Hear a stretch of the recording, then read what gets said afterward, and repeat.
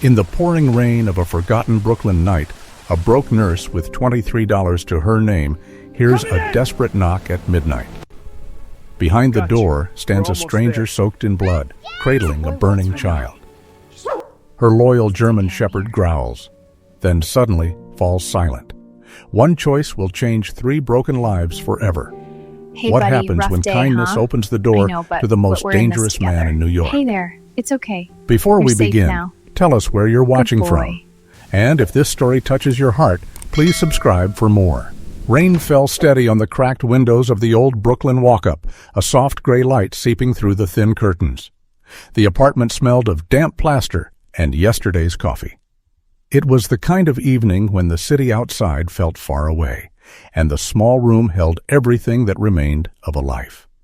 Clara Thompson sat cross-legged on the worn linoleum floor, 32 years old, her blonde hair pulled into a loose ponytail that had started slipping hours ago. Her blue eyes were tired, the kind of tired that settles deep and stays. She wore faded light blue scrubs, the same ones she had worn on her last shift at the hospital 2 months earlier.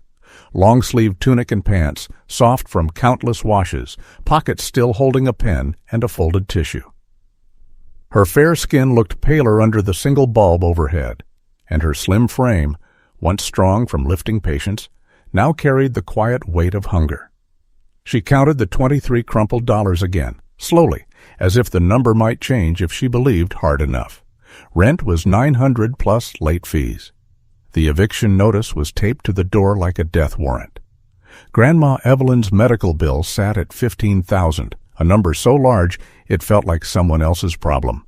Clara had sold everything: her laptop, her mother's wedding ring, even the silver earrings from her 21st birthday. Nothing left now but the roof overhead and the dog beside her. Max lay with his head on her knee. 5 years old, German shepherd, black and tan coat still glossy despite the lean months.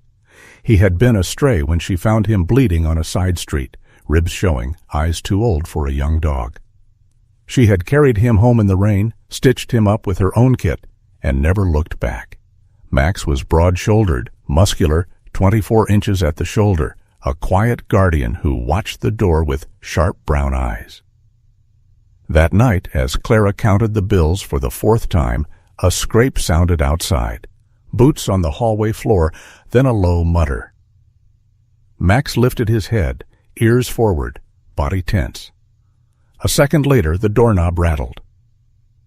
He exploded to his feet, a deep rolling bark that shook the thin walls. The handle stopped moving. Footsteps retreated fast down the stairwell. Clara's heart hammered, but she felt the familiar calm that came when Max was near. She knelt, wrapped her arms around his thick neck, buried her face in the warm fur that smelled faintly of rain and home. "Thank you, boy," she whispered. "If it wasn't for you, I'd have nothing left." She stayed there a long moment, breathing with him. The rain kept falling, steady and patient. Max's tail gave one slow thump against the floor. In that small circle of warmth, Clara felt something shift inside her chest. Not hope, exactly, but the stubborn refusal to give up. She had lost her job, her savings, her last pieces of jewelry. But she still had Max, and she still had the part of herself that refused to turn away from someone in need. That part had saved the dog 5 years ago, and it was the same part that kept her going now. She rose slowly, folded the dollars into her pocket, and looked at the eviction notice on the door. Tomorrow she would walk the streets again, knock on more doors, send more applications. Tonight she would sleep beside the only family she had left. The rain softened. Max settled back down, head on her foot. Clara turned off the light and lay on the thin mattress, listening to his steady breathing. In the dark, she made a quiet promise to herself. Whatever came next, she would keep doing the right thing, the way she always had, even if the world didn't notice, even if it hurt. Thunder rolled low over Brooklyn, the kind that shakes the bones more than the windows. Rain hammered the roof like it wanted in. Inside the apartment, the single bulb flickered, once, twice, then steadied.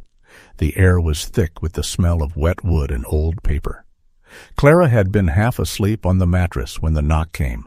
3 heavy raps, deliberate, at midnight. Max was up before the second one landed. The German shepherd rose from his spot by the door, ears pricked, black and tan coat bristling along his spine.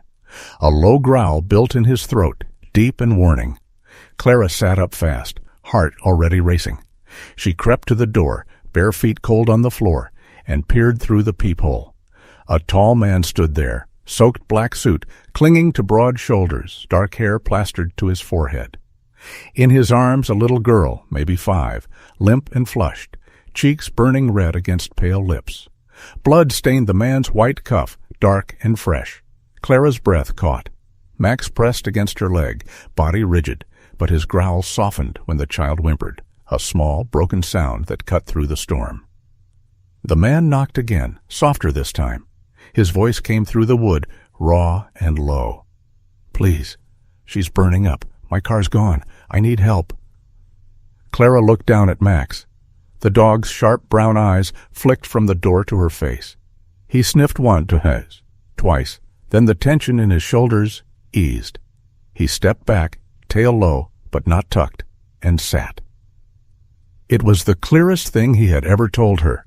Danger, yes, but not here. Not from this man. Clara's hand trembled on the lock. She thought of every story she'd heard about this neighborhood after dark.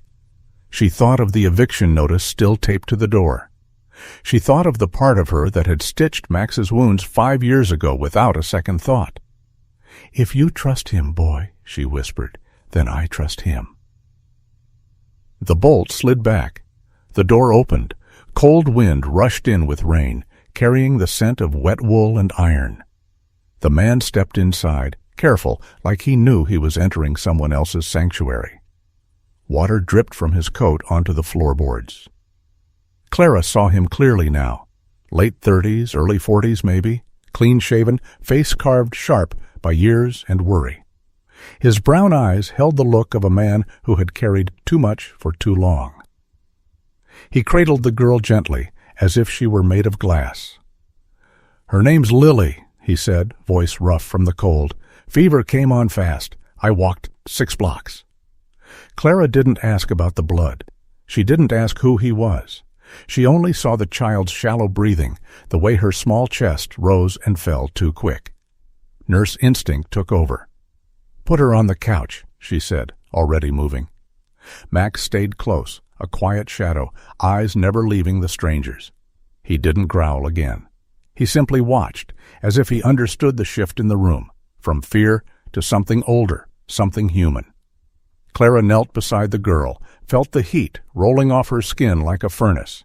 She fetched the last bottle of children's fever reducer from the cabinet, measured the dose with steady hands. Lily's eyes fluttered open for a second, brown, glassy, lost, then closed again. Clara slipped the medicine past her lips, then wet a cloth and pressed it to the burning forehead.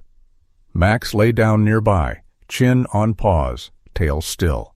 The storm raged outside, but inside the apartment the only sounds were rain on glass, the soft rasp of Lily's breath, and the quiet rhythm of Max's steady panting. Clara worked in silence, changing the cloth, checking the pulse, feeling the slow, grateful easing in the child's body. She didn't know the man's name yet. She didn't know the blood on his sleeve came from a life she could barely imagine. All she knew was that a child needed her, and she had answered. When the fever began to break, Clara sat back on her heels. Her scrubs were damp with sweat and rain. She looked up at the man. He stood by the window, arms folded, watching his daughter with an expression that was half relief, half something deeper, something like gratitude mixed with old grief. Max rose then, patted over, and pressed his head gently against Lily's small hand. The girl stirred, fingers curling into his fur without waking. Clara felt it then, a quiet certainty blooming in her chest. She had opened the door because a child was in trouble. Max had let her because he sensed no true harm. And in that small, damp room something had begun to mend. Not everything, not yet, but enough to believe kindness still mattered. She looked at the man again. He met her eyes. and for a moment the storm outside seemed farther away. Clara didn't speak. She only nodded once. The promise was there, unspoken. Whatever came next, she would stay until the child was safe. The storm had quieted to a steady murmur against the panes. Inside, the apartment felt smaller now, warmer somehow, with 3 breaths mingling in the dim light. The single bulb cast soft shadows across the worn couch where the child lay.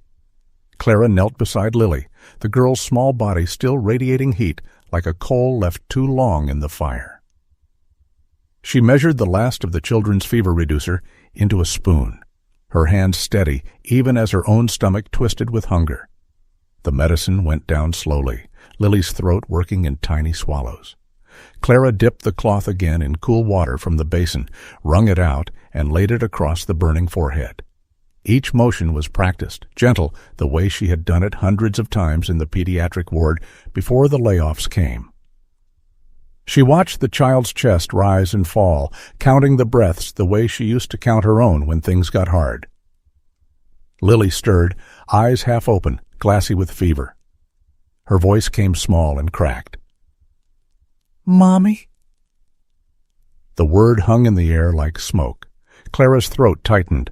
She felt the old ache rise, the one from 7 years old, waking to smoke and loss, Grandma Evelyn pulling her from the flames. She leaned closer, brushing damp hair from Lily's brow. "I'm here, sweetheart," she whispered. "I'm right here." Across the room, the man, Alexander, Tar, stood rigid, arms folded, eyes fixed on his daughter. His face, sharp and shadowed, softened for the first time, a flicker of something raw passing through the steel in his gaze. Time moved slow in the small room. The fever began to ease, Lily's breathing steadier, cheeks less flushed.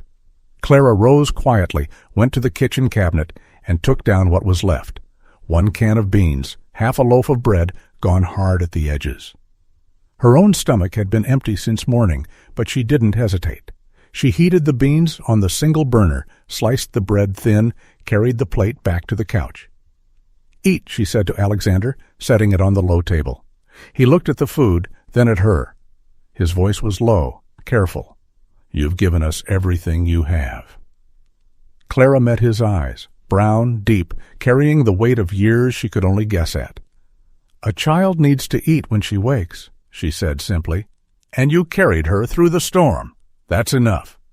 He took the plate, sat on the floor beside the couch, and ate slowly, as if tasting something he hadn't known in a long time. Clara sat cross-legged on the other side, watching Lily sleep. Max had stayed watchful through it all. At first he kept his distance, body low, eyes tracking every move the stranger made. But as the minutes passed and the room filled with the quiet sounds of spoon against plate, the dog rose. He padded forward, slow and deliberate, until he reached the couch. Lily's small hand hung over the edge. Max lowered his head, nose brushing her fingers. Then, gently, he licked the back of her hand. Once, twice, warm and careful. Lily stirred again, fingers curling into his thick black and tan fur. A tiny sigh escaped her. Max settled there, chin resting near her palm, his steady breathing matching hers.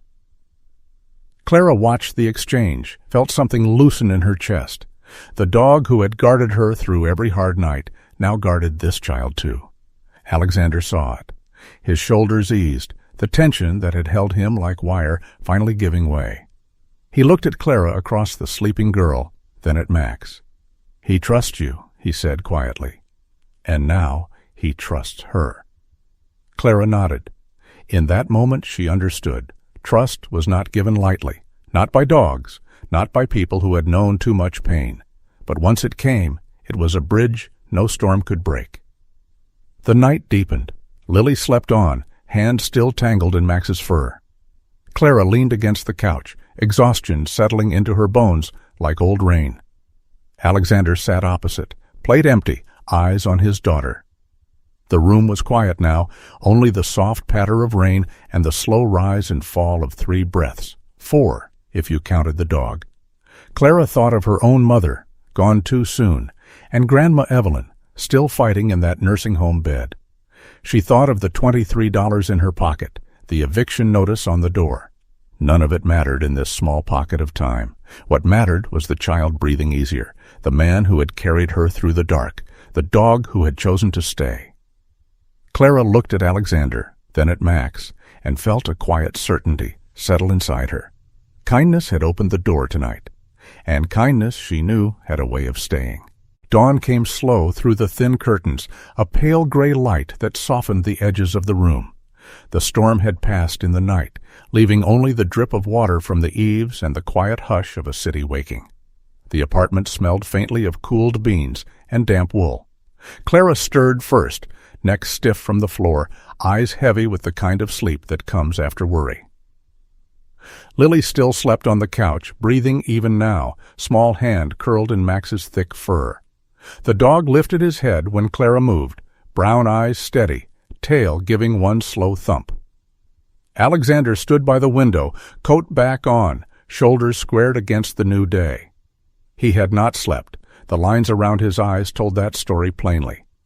A low rumble sounded outside, tires on wet pavement, heavy and deliberate. Two men in dark suits stepped from a black armored SUV, waiting without a word. Alexander turned to Clara. His voice was quiet, almost gentle. "They're here for us." He reached into his coat, pulled out a thick envelope and a plain card with a single number printed in black ink. $3,000, he said, "and my number. It's not charity. It's what I owe you." Clara looked at the money, then at him. She saw the man who had carried his daughter through rain and fear, the man whose eyes had softened when Lily whispered, "Mommy." She took the envelope, fingers brushing his. "You don't owe me anything," she said. But he shook his head. "I do. You gave when you had nothing. That's rare." He knelt beside the couch, smoothed Lily's hair, then lifted her gently. The girl stirred, eyes fluttering open. Max rose, patted over, and let out a soft, playful bark, joyful almost, as if saying goodbye to a friend. Lily reached out, fingers brushing his muzzle. Alexander carried her to the door.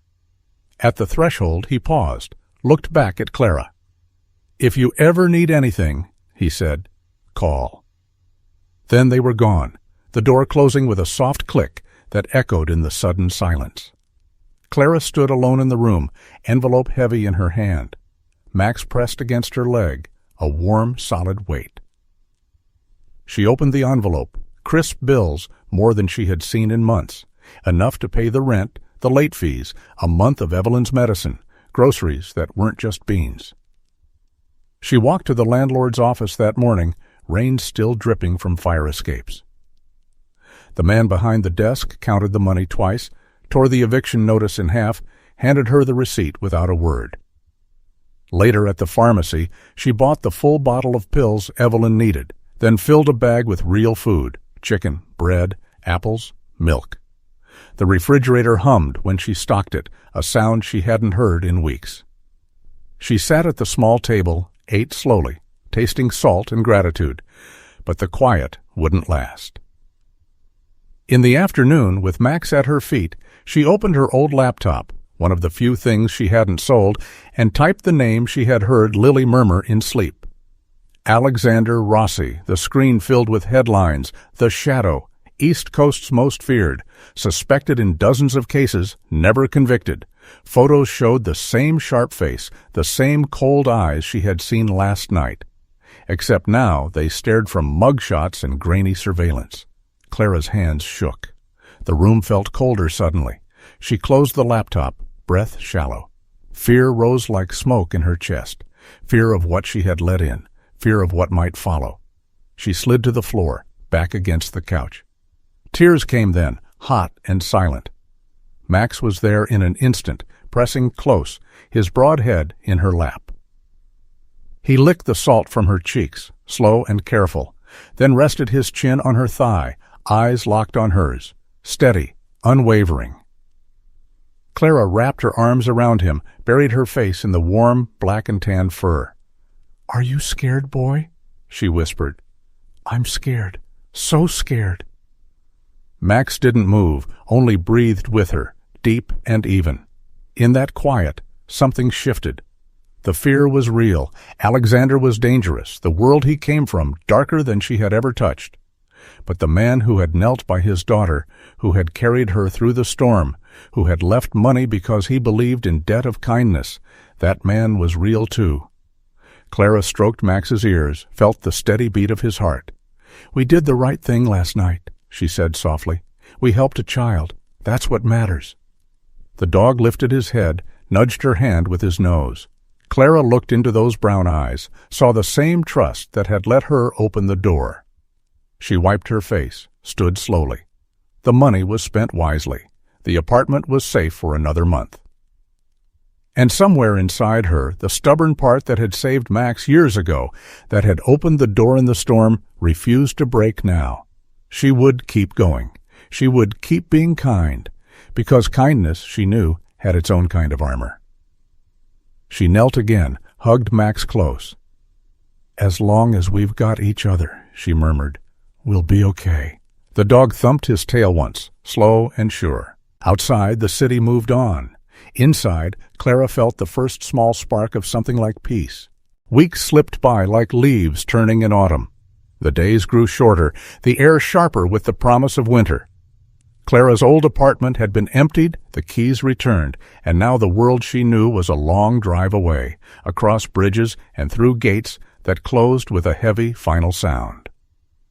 The Rossi estate rose at the end of a gravel lane, white stone and iron balconies catching the late sun. It was vast, quiet, more fortress than home. Clara arrived with a single suitcase and Max at her side. The dog stepped out of the car, ears forward, nose working the new air. Roses, cut grass, the faint metallic tang of security. He stayed close to Clara's leg, body alert but not tense. Inside, marble floors echoed underfoot. Crystal chandeliers hung silent overhead. Alexander waited in the wide foyer. He wore a charcoal sweater over a white shirt, sleeves rolled to the elbows, revealing the faint scars of a life lived hard. His dark hair was still neatly combed, but the steel in his eyes had softened since the storm night. He spoke low, steady. "The job is simple. Care for Lily. $8,000 a month. Room, board, insurance for your grandmother, too. I've arranged for Evelyn to move to a better place. Specialists around the clock." He paused, looked at her directly. "I won't lie. I am what the papers say, the shadow. But this house, this work, it's separate. It's for Lily." Clara met his gaze. She saw the man who had knelt by his daughter in her poor apartment, the man who had left money because kindness deserved return. She nodded once. "I'll do it," she said. Max sat beside her, tail giving a single, slow wag, as if he had already decided. The first days passed in small, careful steps. Lily clung to Clara from the moment they arrived, small hand tight in hers. The girl's room was large, pale walls, toys untouched in corners. Max claimed a spot by the foot of her bed, black and tan coat blending into the shadows. He watched Lily with patient eyes, waited for her to reach out. One afternoon, she did. She sat on the rug, crayons scattered, and drew a simple picture. A tall man, a little girl, a woman with yellow hair, and a dog. "This is Daddy. This is me. This is Clara. And this is Max." Her voice was soft, the first full sentence she had spoken to anyone but her father in 2 years. Clara felt the ache in her chest loosen. Max lay beside the paper, chin on paws, tail thumping once against the floor. Alexander stood in the doorway, unseen at first. When he stepped forward, his face carried a quiet wonder. "She drew us," he said, almost to himself. Clara looked up at him, saw the way his eyes lingered on the crayon lines, the family Lily had made. Something in him shifted then, a crack in the armor he had worn so long. One night the house was still, only the wind moving through the trees outside. Clara woke to a cry, sharp, terrified, from Lily's room. She ran barefoot down the hall, heart pounding. Lily sat upright in bed, eyes wide, tears streaming. "Mommy, The shots! Blood! Clara gathered her close, rocking gently. Max was there before Clara could call. The dog leapt onto the bed in one smooth motion, pressed his warm body against Lily's side. He licked her small hand, slow and steady, until the shaking eased. Lily's fingers buried in his fur, her sobs quieting to hiccups. She curled around him, cheek against his shoulder, and drifted back to sleep. Clara stayed, one hand on Lily's back, the other resting on Max's head. Alexander appeared in the doorway, silent, watching. His face in the dim light showed something raw. Grief, gratitude, a man seeing his daughter heal for the first time in years. He stepped closer, voice barely above a whisper. She's never let anyone near her like that, not even me. Clara looked up at him. Their eyes met across the bed, across the sleeping girl and the faithful dog. In that quiet moment, words weren't needed. The bridge between them had grown stronger, built not of words but of shared nights, shared pain, shared hope. Clara felt it settle in her chest, a warmth she hadn't known she still carried. She looked at Max, at Lily, at the man standing in the doorway. And she knew this was no longer just a job. This was a place where broken things could mend. She leaned her head against the headboard, listening to the soft breathing around her. Max's eyes met hers in the dark, steady and sure. Clara whispered to him, to all of them, though no one heard, "We're going to be all right." The house held its breath. Outside, the wind sighed through the branches. Inside, something new had begun to grow, quiet, patient, like dawn after the longest night. Months passed, like pages turning in an old book, each one softer than the last. The estate had settled into a rhythm of small joys. Lily's laughter in the garden, the clink of dishes at supper, Max's steady footfalls on the marble floors. Then came the day the shadows lengthened again. The call arrived at dawn, sharp and cold. Evelyn had been taken from the new facility, the one Alexander had arranged with specialists and round-the-clock care. Clara felt the world tilt. She stood in the kitchen, phone trembling in her hand, the scent of coffee turning bitter in the air. Alexander found her there, face pale, eyes wide with the same fear she had seen in his own the night of the storm. He took the phone, listened, then set it down without a word. His voice was low, measured. "They want you for her. It's an old enemy. Richie's men." Clara looked at him. She saw the man she had come to know, the one who read to Lily at bedtime, who watched her with quiet wonder when she played with Max. But she also saw the weight he carried, the choices he had made long ago. She thought of Evelyn, wrinkled hands that had pulled her from fire, voice that had taught her kindness was never wasted. Clara straightened. "I'll go," she said. "I'll be the bait. You get her out." Alexander's eyes darkened. He shook his head once, hard, but she touched his arm. "She's my grandmother, and she's there because of me." He looked at her a long time, then nodded. Max stood beside them, ears forward, body tense. He knew something was wrong. His brown eyes met Clara's, steady as always. The warehouse stood empty on the edge of the city, concrete floors cold underfoot, the air thick with dust and old oil. Clara walked in alone, heart hammering against her ribs. She saw Evelyn first, tied to a chair, frail, eyes wide with fear, but steady when they found her granddaughter.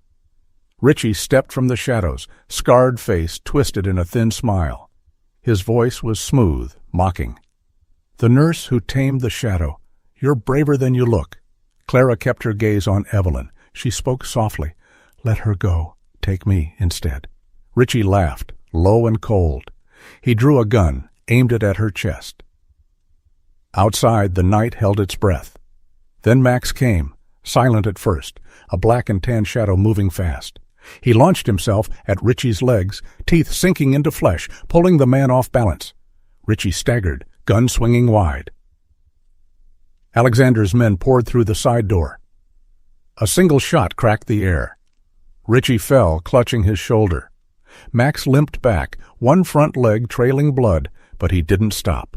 He reached Clara, pressed against her side, tail low but wagging once. Clara dropped to her knees, arms around him, tears falling into his fur.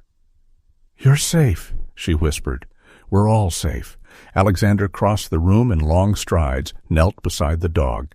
He placed a hand on Max's head, voice rough. "Thank you, boy. You saved my family." Max licked his hand, once, slow. Clara looked up through the tears, saw Alexander's face. Grief? Relief? Something like absolution. The warehouse filled with the sound of sirens in the distance, but inside, the moment held still. Evelyn was freed, wrapped in a blanket, her wrinkled hand finding Clara's. Max lay between them, breathing steady despite the wound. The weeks that followed were quiet healing. Alexander stepped away from the old life, piece by piece, handing off what he could, keeping only the clean businesses. The house felt lighter, as if the shadows had finally lifted. One spring afternoon, he took Clara and Lily to the park by the lake, cherry blossoms drifting on the water like snow. Lily ran ahead, pink dress fluttering, Max trotting beside her. Alexander stopped Clara under the trees. He knelt, took her hand. "You walked into the dark for us," he said.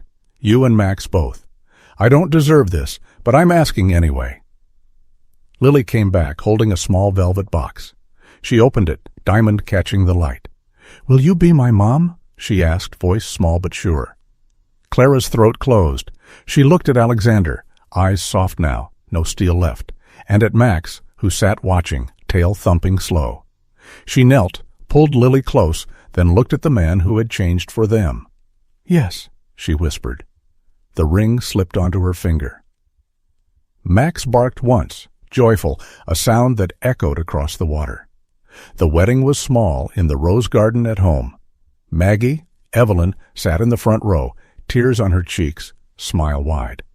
Lily scattered petals. Max walked beside her with a red bow at his collar. Clara wore white, simple, her hand in Alexander's.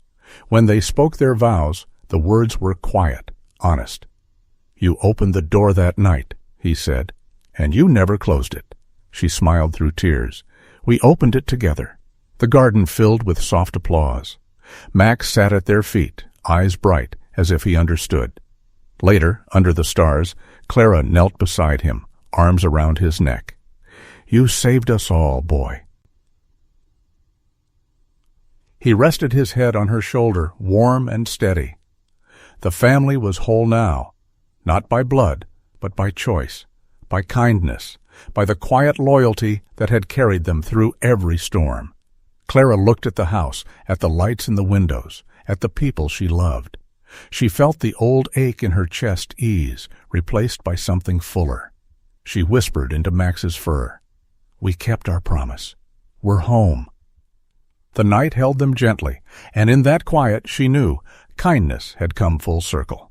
As the years gather like quiet snow, many of us find ourselves alone, with aching joints, empty rooms, and the soft ache of memories. Illness comes, loneliness whispers, but remember, one small act of kindness, like Clara's open door, can still change everything. You are never truly alone. Your heart's warmth matters. Your story still inspires. Take care of yourself, dear friend. Share this tale in the comments. Like, subscribe if it touched you. May the Lord wrap you in peace, heal your body, and fill your days with gentle love. God bless you always.